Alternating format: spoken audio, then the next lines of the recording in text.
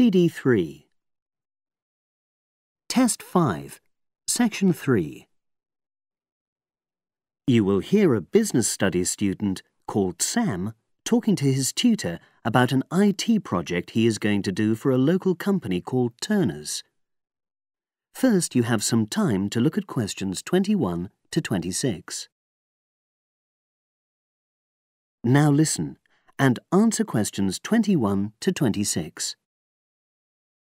Hello, Sam. Come in and sit down. Thanks. You're here to discuss your company-based IT project, aren't you? Yes, I've been to see the manager and he's given me a lot of ideas about projects that the company would find useful, but I wanted to ask your opinion about them before I choose one. Yes, that's fine. Now, this company's called Turner's, isn't it? That's right. It's a small engineering company. They make machine components for trade use. They're well established. They started in 1976, but they're a bit old-fashioned. Okay. And what kind of projects did Turner's suggest you could do for the company? Well, they want some improvements made to their customer database.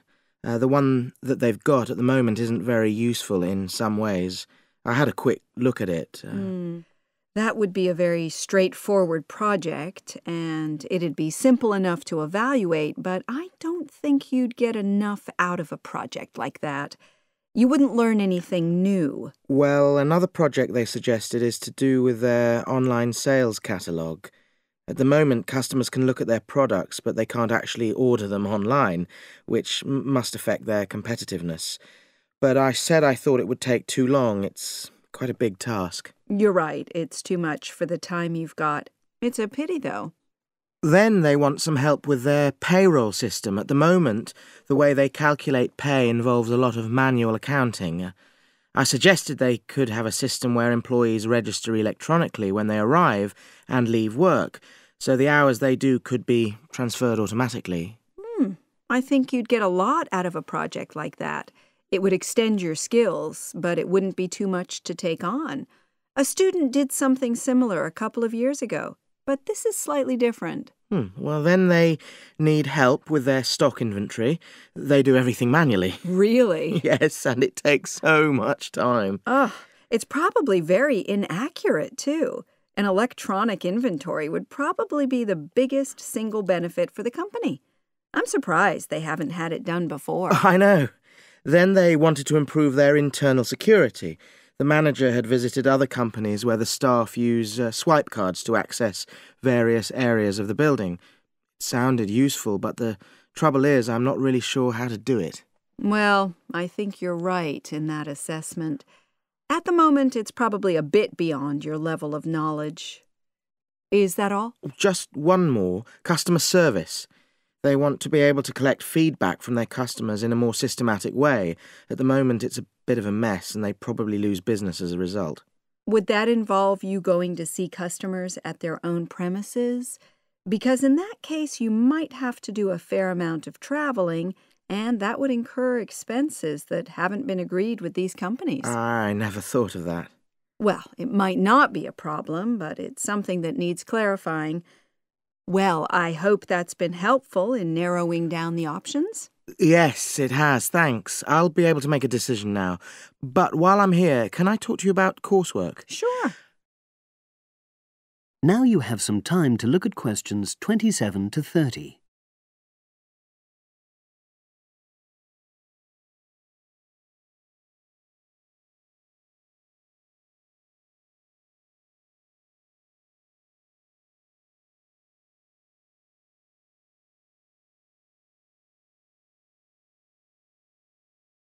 Now listen and answer questions 27 to 30. I'm not very happy about the way our group assignment is working. There are some problems. Oh, dear.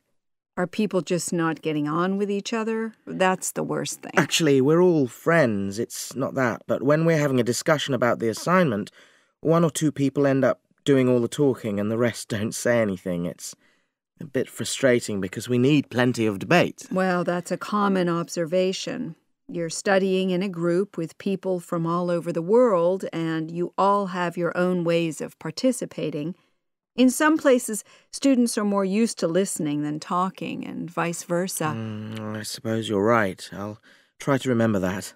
Does everyone pull their weight as far as sharing the workload is concerned? I'd say they do, yes. And our group elected a leader. She's very good at making sure no one's overloaded. But personally, I feel that there are just too many of us in the group. Whenever we try to arrange a meeting, there's always at least one person who can't make it. It's not anyone's fault, it's just that we've all got slightly different timetables. Well, I'm glad you've talked to me about it. Feedback is always useful. Is there anything else you're concerned about? There are a couple of problems with lecturers that all the students are talking about. Last semester we had negative feedback about the way lectures were organized. There were several occasions when the wrong room had been booked or the same room had been booked twice, that sort of thing. Is that still a problem? That hasn't happened at all as far as I know. Oh, good. It's sorted out then. But I don't know the reason, but some of the staff often turn up late, so we miss 10 or 15 minutes of our lecture time. It might be because they've been copying handouts for students. I think there's a queue for the machine sometimes. Well, I'll look into that. Thank you for telling me. Anything else? The other thing is that it can be very difficult to get to see a lecturer individually. They're all very supportive and friendly when you do manage to find them, but often they're not in their office, even at times when they're meant to be available for consultation. Okay, that's helpful. Now, before you leave, That is the end of section 3. You now have half a minute to check your answers.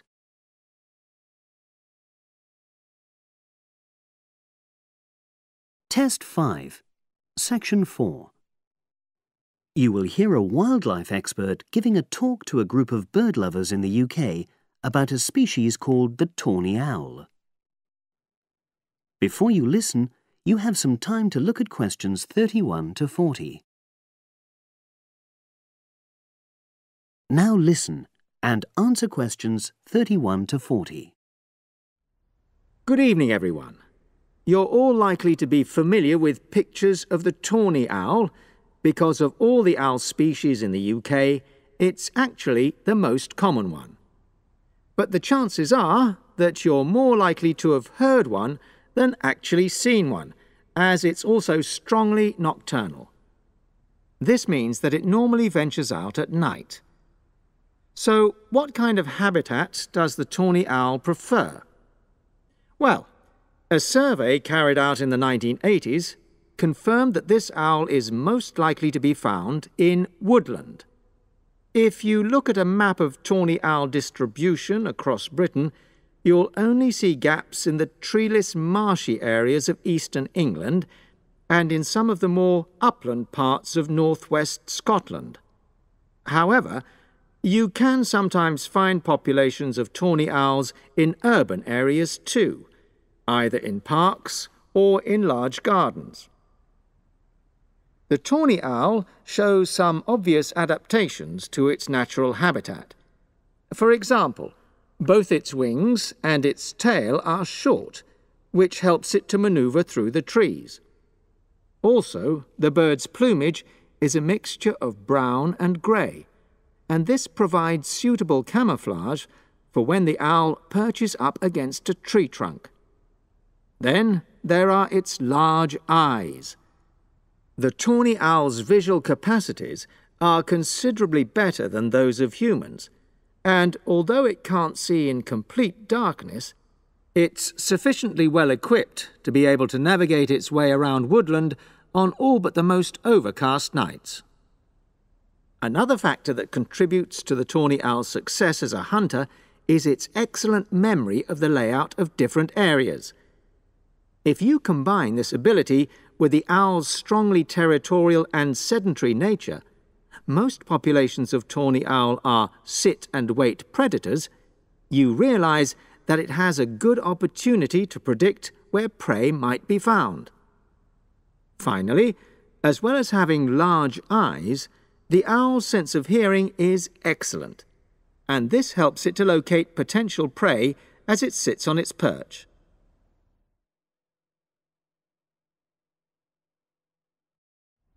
turning now to the tawny owl's diet. Woodland tawny owls feed mainly on mammals, especially small ones, such as wood mice and bank voles. But they'll also take things like frogs or bats, or even fish, if they happen to be available. In urbanized landscapes, the owls seem to prey more on birds. So there are some differences there. Let's just look briefly now at survival rates in the tawny owl. Young tawny owls face a difficult time once they leave home, and 2 out of every 3 are likely to die within their first year.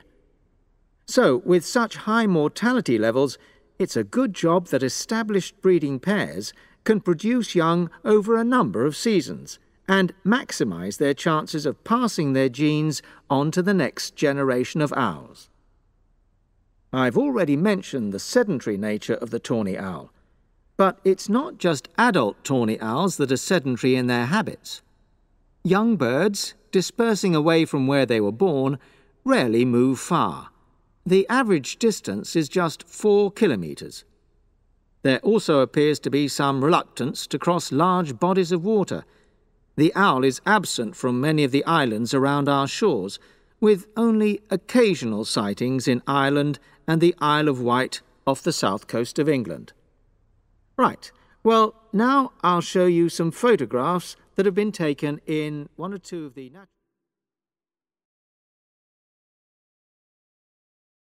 That is the end of section 4. You now have half a minute to check your answers.